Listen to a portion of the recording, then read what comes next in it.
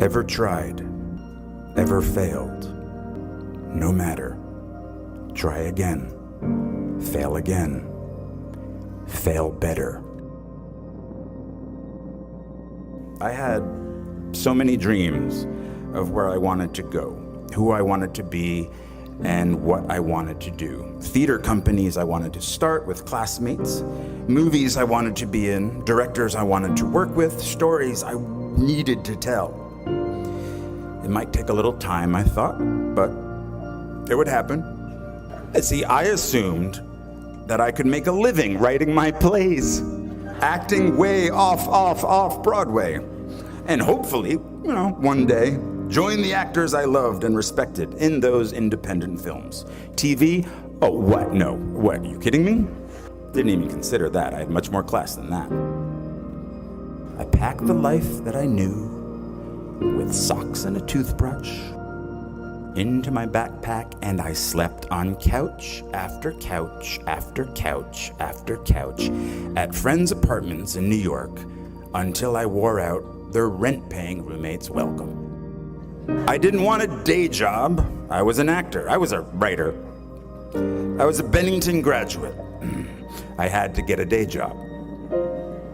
I dusted pianos at a piano store on Ludlow Street for 5 months. I worked on the property of a Shakespeare scholar for a year, pulling weeds and removing bees' nests. I went on unemployment once, but not for long. I couldn't handle the guilt. Eventually, I was able to pay rent for a spot on the floor of an apartment on the Lower East Side, but my roommate had a breakdown and disappeared. He later resurfaced in a religious cult. I helped hang paintings at galleries, paintings that inspire you to think, I could do that. And then, finally, after 2 years of job and couch surfing, I got a job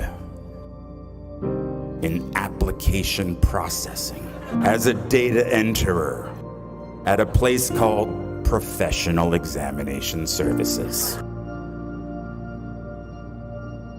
And I stayed for 6 years. Longer than my time at Bennington. From the age of 23 to 29. Well, they loved me there. I was funny. I wore black, no cape, no tights. I smoked in the loading docks with the guys from the mailroom, and we shared how hungover we all were. I called in sick almost every Friday because I was out late the night before.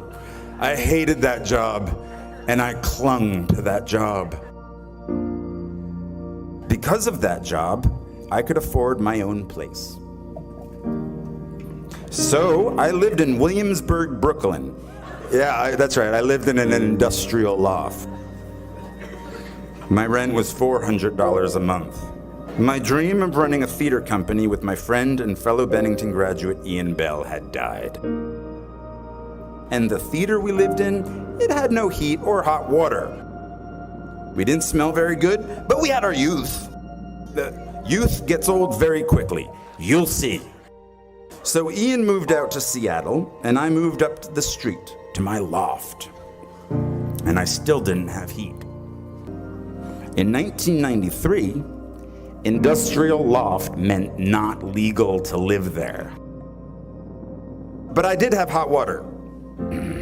Hot water in my bathroom, which a friend of mine using said bathroom once shouted, "It smells exactly like a summer camp in here." It was true. For some reason, in the middle of Brooklyn, there was earth in my shower. Actual earth. And then, oh look, mushrooms growing from the earth. But I was safe though. The Ideal Fire Control Company was right across the street where they make all the chemicals that put out chemical fires. I did not fear a chemical fire. I would be okay. And all those chemicals in the air were okay too, because up the street we had the spice factory. They made spices. And that just covered everything up in a nice cumin scent. So I had no heat, no girlfriend. What, are you kidding me? No acting agent. But I had a cat named Brian who told me of the world outside. I stayed for 10 years. When I was 29, I told myself, the next acting job I get, no matter what it pays, I will, from now on, for better or worse, be a working actor. So I quit my position at the Professional Examination Services. Work was the only place I had the internet. This was at the beginning of the internet. And now I didn't have either the internet or a cell phone or a job. But something good happened. I got a low-paying theater job in a play called Imperfect Love, which led to a film called 13 Moons with the same writer, which led to other roles, which led to other roles. And I've worked as an actor ever since. I didn't know that would happen. At 29, walking away from data processing, I was terrified. 10 years in a place without heat, 6 years at a job I felt stuck in. Maybe I was afraid of change.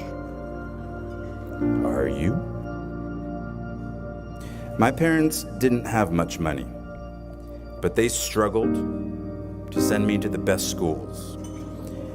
And one of the most important things they did for me is that once I graduated, I was on my own. Financially, it was my turn. But this made me very hungry. Literally, I couldn't be lazy. And so at 29, and at very long last, I was in the company of the actors and writers and directors I'd sought out that first year, that first day after school. Raise the rest of your life to meet you. Don't search for defining moments, because they will never come. The moments that define you have already happened, and they will already happen again.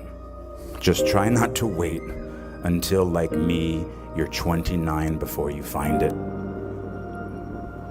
And if you are, that's fine too. Some of us never find it. But you will.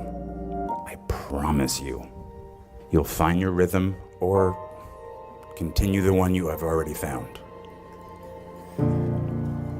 I was walking downtown in Manhattan the other day, and I was approached by a group of very sweet young ladies. It came out that they were NYU freshmen, and they were majoring in musical theater.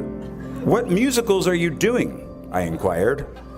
"Well," one of them said, looking down at her shoes, "we aren't allowed to be in plays yet our freshman year." Now, they were paying a very high tuition to not do what they loved doing. I think I said, "Well, hang in there." What I should have said was, "Don't wait until they tell you you are ready. Get in there. Sing." Now, I tell this story because the world might say you are not allowed to yet. I waited a long time out in the world before I gave myself permission to fail. Please, don't even bother asking. Don't bother telling the world you are ready. Show it. Do it. What did Beckett say? Ever tried, ever failed, no matter. Try again, fail again, fail better. The world is yours.